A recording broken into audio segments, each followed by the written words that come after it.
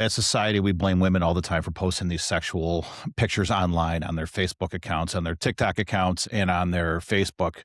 But let's step back for a minute and let's ask the question, why? Are they truly thirst traps that are just looking for attention? And if they are, why are they looking for attention? But let's look at the real big picture. We blame women for posting these photos, but we're ignoring the fact that we've created a digital coliseum that penalizes authenticity. And that if these people want to get their brands out or their personal stories out or whatever else, they have to be provocative. They have to support the algorithm that is helping push their information out to more and more people. We, as a society, really need to ask ourselves, are they really thirst traps, or are they just doing what's designed by society and designed by the algorithm and what is really the currency or the sexual clout that is out there today? I was looking through Instagram and I saw a half-naked woman talking about recipes. Like, really? Do you have to be wearing a bikini with a apron and talk about recipes? And then just for shits and giggles, I went and I looked at her following, and she had 645,000 people following her. And when you really looked at her and watched her videos, I don't think she can make a grilled cheese, but you know what? Who am I to judge? But I can tell you what, sex sells. And that's the bottom line. Sex sells. She had sponsorships. She had people looking at her profiles, and she had people that were basically checking her out because what was she wearing? A thong and a bikini underneath an apron.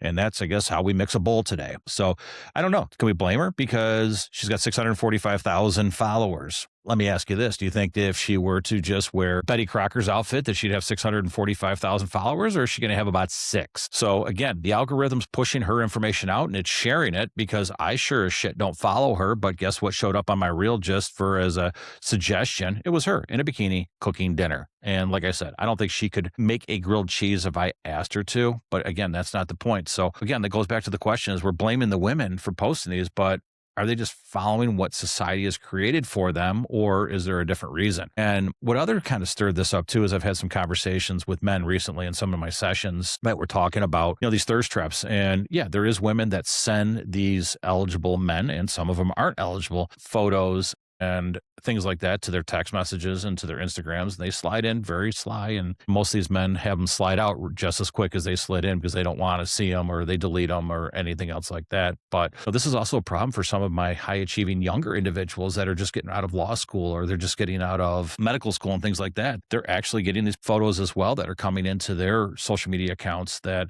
they don't even know who these women are. And so, yeah, there is thirst traps and things like that out there. And we need to break down the psychology of why they really doing it. We know why. It's because they're looking for a doctor or the lawyer that's going to take care of them later on. But at the end of the day, like I tell my clients, I said they're a dime a dozen. And if you really want to go out with them and have fun with them, then know what the relationship is going into it. Don't fall in love with somebody like that because the only reason they're even falling in love with you is because you have a title or you have initials or you have a degree hanging on the wall. What gives them the right to do this is society. It's okay. They can slide into anybody's DMs and everybody's going to say, hey, how are you? And they're going to start a conversation.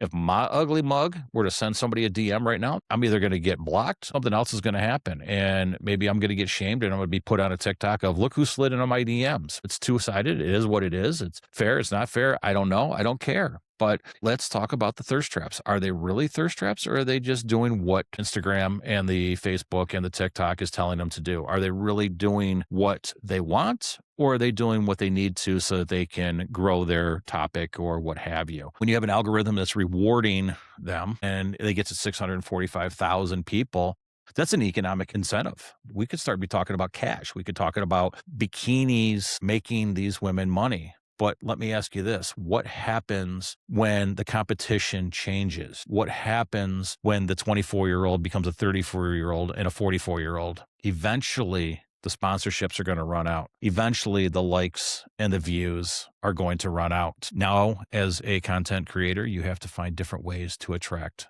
different individuals. There's always going to be somebody out there that's going to want to watch somebody in a bikini, whether she's 50 years old cooking dinner. But at the end of the day, the hottest, the youngest, the ones with the biggest boobs, the nice ass or whatever are going to get the likes. They're going to get the attention from the men. We really need to be careful of it as a society because what are we creating? We already know what we're creating. We're creating a very narcissistic society potentially. I use that word very lightly, but at the same time, are these women thinking that their shit doesn't stink and therefore that they can shame men and they can slide in where they want? Or Are they given a true, authentic presentation of themselves? I personally wouldn't want to date a woman that had an OnlyFans page, or I personally wouldn't want to date a woman who is sliding into everybody's DMs with a bikini picture. Who wants to walk into a room where every man has slept with the woman that I'm with? Doesn't really make it fun, does it? We need to understand the psychology behind it. We know sex sells. That's the bottom line. But are these women the victims of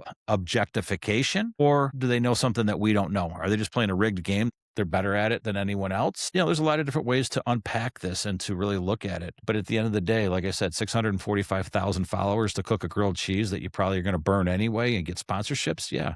They're going to do it because they're told to do it. And the scary part is that girls are starting to do this at a younger age, and they're getting followers that are at an older age, and it's becoming very scary out there. So we just need to make sure we're protecting all that. But as we break it down and we start looking at why women are posting these pictures and things like that, are they really at fault, or is it start of society, or let's look at it from a nerd standpoint and it's an algorithm issue? Leave me a comment below. Let me know what you think is the issue and why women post videos the way they do in bikinis or half naked or almost naked or blocked out with a smiley face. Seen a lot of videos like that lately where women are running around naked with smiley faces over the parts that don't need to be seen, because if they do show them, then they're going to get blocked from Instagram or Facebook because of content. When I talk to parents, and I talk to individuals, and I even talk to some women that on the other side of it, that they don't want to post these pictures and they feel like that they can't get noticed, or they're not getting the attention that they want from other men and other individuals. And we define and we talk about what is the attention that you really want and who's it from and why do you want it. Great topic for debate, but I look forward to knowing what you think about the thirst traps, and is it their fault?